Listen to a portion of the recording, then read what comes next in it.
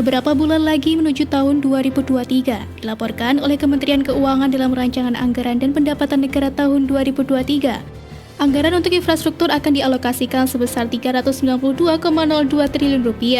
Hal ini dilakukan karena pembangunan infrastruktur menurut Jokowi dapat membantu meningkatkan berbagai sektor dalam negeri. Infrastruktur akan tetap menjadi salah satu bidang prioritas Dirjen Anggaran Kementerian Keuangan Isa Rahmatarwata yang menyampaikan bahwa infrastruktur akan mendapatkan bagian anggaran sebesar Rp392,02 triliun dalam RAPBN 2023. Anggaran tersebut adalah untuk pembangunan jalan hingga bandara.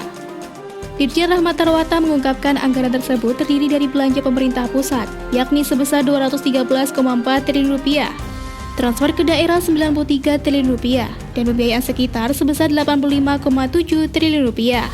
Menurutnya, pembangunan Ibu Kota Nusantara di Kalimantan Timur bertahap sudah masuk ke dalam anggaran tersebut. Selain itu, anggaran infrastruktur ini juga dialokasikan untuk mendukung transformasi ekonomi dan sentra pertumbuhan baru. Pemerintah juga akan meningkatkan sinergi dan integrasi pendanaan antar kementerian lembaga, pusat dan daerah, serta skema kerjasama pemerintah dan badan usaha. Selanjutnya, untuk transformasi ekonomi antara lain meliputi energi, pangan, dan juga transportasi. Berikut adalah informasi pemakaian anggaran tersebut.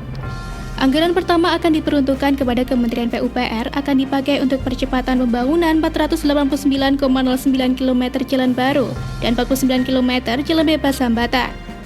Kemudian pembangunan 10.372 meter jembatan baru, 3.511 unit rumah susun baru, dan 3.361 unit rumah khusus baru. Juga pembangunan sistem penyediaan air minum dengan kapasitas 1.799 liter per detik.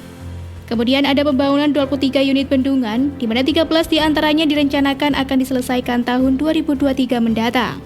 Lalu, pembangunan dan rehabilitasi masing-masing sebesar 6.900 hektar dan 98.700 hektar jaringan irigasi.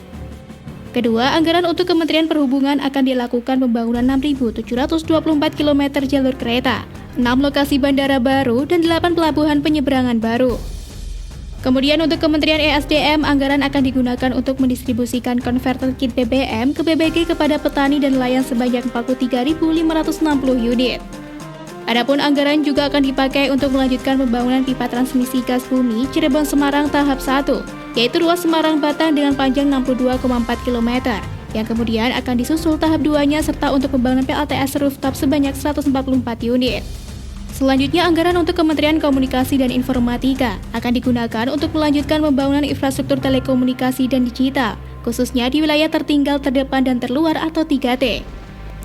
Proyek tersebut yakni pembangunan BTS Last Mile baru di 332 lokasi, penyediaan 9.755 titik akses internet baru, penyediaan kapasitas satelit sebesar 37 GPS, dan pembangunan data center nasional di 2 lokasi.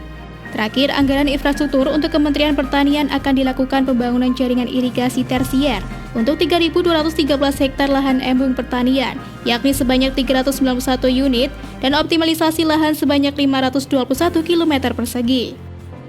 Dan semoga semua proyek baik yang tengah dikebut ataupun baru dimulai dapat berjalan sesuai rencana dan terrealisasikan dengan baik.